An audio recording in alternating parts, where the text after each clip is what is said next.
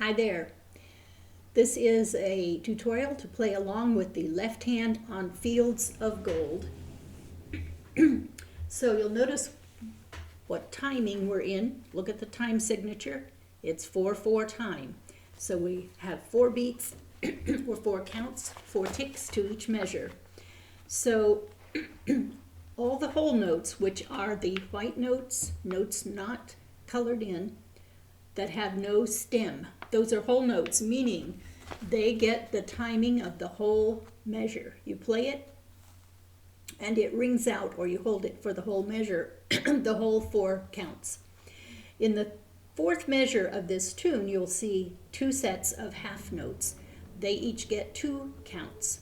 So that first one, which is a 5th of F and C, gets the first 2 counts of the measure, while your right hand is playing 2 counts. The second half note in the left hand is a G. That is a half note, gets 2 counts, or it gets the 3rd and 4th count of that measure, while your right hand plays the 3rd and 4th count. So most of the notes here, they're in the left hand, they are whole notes and some half notes. And then there is one place where we have a dotted half note, and that's in measure 9, that first ending. And a dotted half note gets 3 counts in 4/4 time. So you hold that for 3. The 4th count of that measure is actually taken up at the beginning of the tune. Up at the first measure, you'll see C and B, which are 2/8 notes equaling the 4th count. Anyway, that's the reason. This will all become clear as you learn more tunes and more theory. So while we're playing the right hand,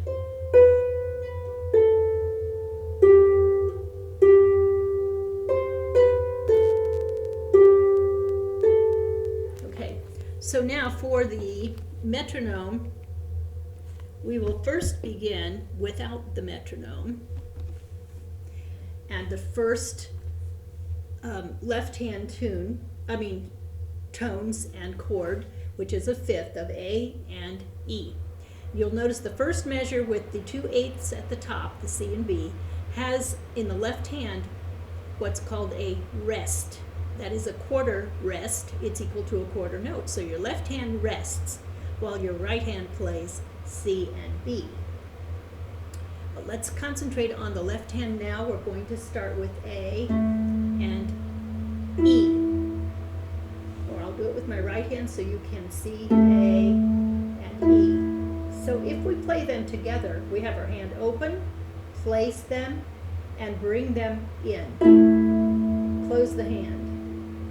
A, 2, 3, 4. Then we move down 2 strings to F and C. 2, 3, 4. 1, 2, 3, 4, F. 1, 2, 3, 4. I didn't mean to do that as an arpeggio, but you can do an arpeggio. Harp music is mostly arpeggios. 2, 3, 4, F, C. 2, 3, 4. So the way this is played, learn it first, and then if you want to do arpeggios in the left hand, or that is a broken chord in the left hand, meaning you play the lower string right before you play the upper string. Concentrate on getting them right and getting them memorized before you go to that technique. So one way to remember this is, the first one. Once you memorize the first one is A and E, you don't really have to even think about the E. You just know A, and you've got your hand measured, or the shape of the space or the span of 5 strings or 5 notes. So here's A, B, C, D, E, or 1, 2, 3, 4, 5. So your span is between 1 and 5.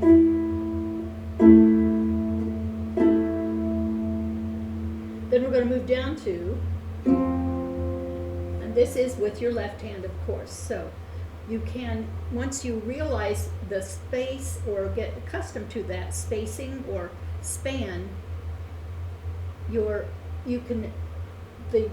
thing to think about is first you know A, then think, oh, F is next, and the span will go right up to C, so that you don't have to always think A, E, and F, C, but you think A, the span of 5, go down to F and a span of 5.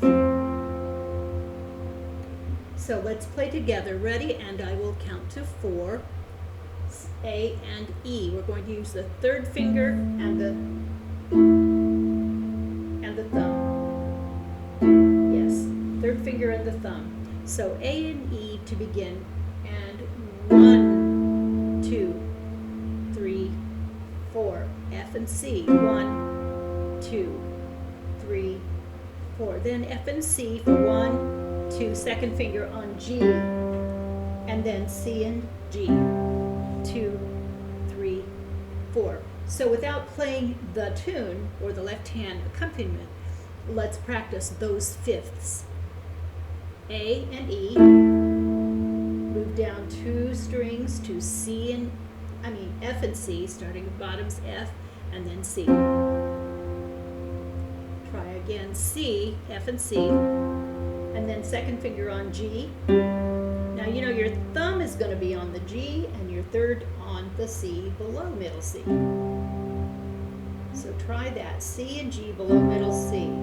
Again, C and G below middle C.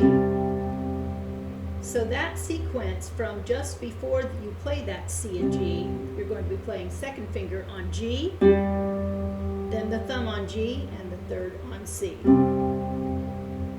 Again, second on G, third on C now, and thumb on G. So again, practicing those chords or those fifths, A and E. Ready? And A and E. 1, 2, 3, 4. Now F and C. 2, 3, 4. F and C, and then G, and then C and G.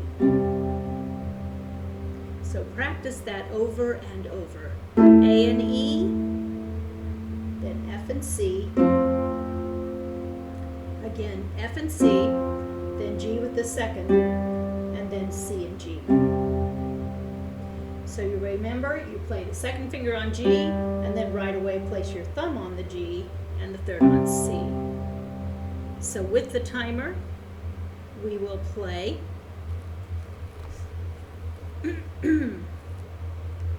1, 2, 3, 4. Gives you time to think of the next place that you're going.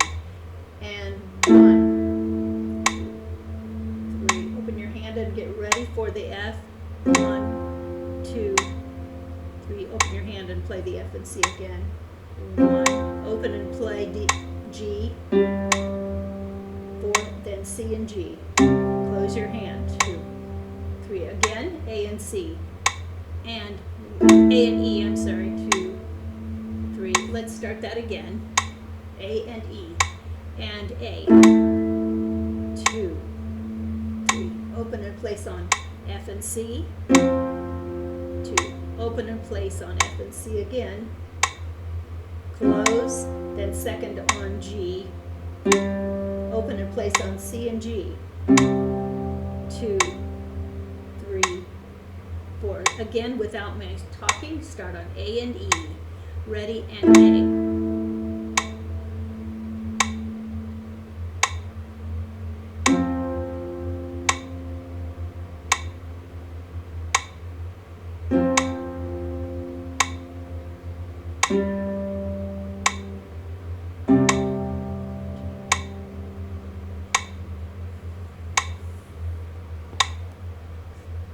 So if we play hands together, you can play along with me. And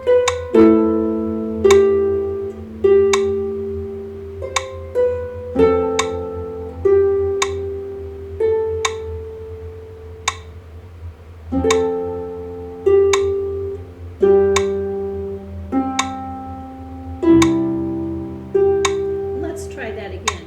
And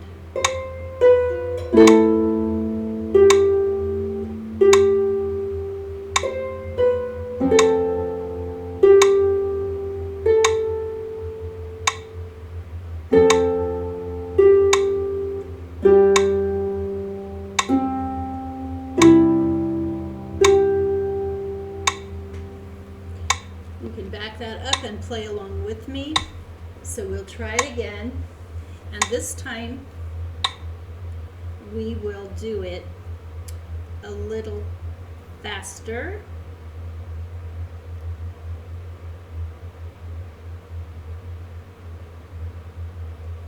Let's see what this one's like. Audible is the best place to listen for everyone. For story people, Sorry about that. comedy people, Here we go. 4 and 1. Let's do this in the next video.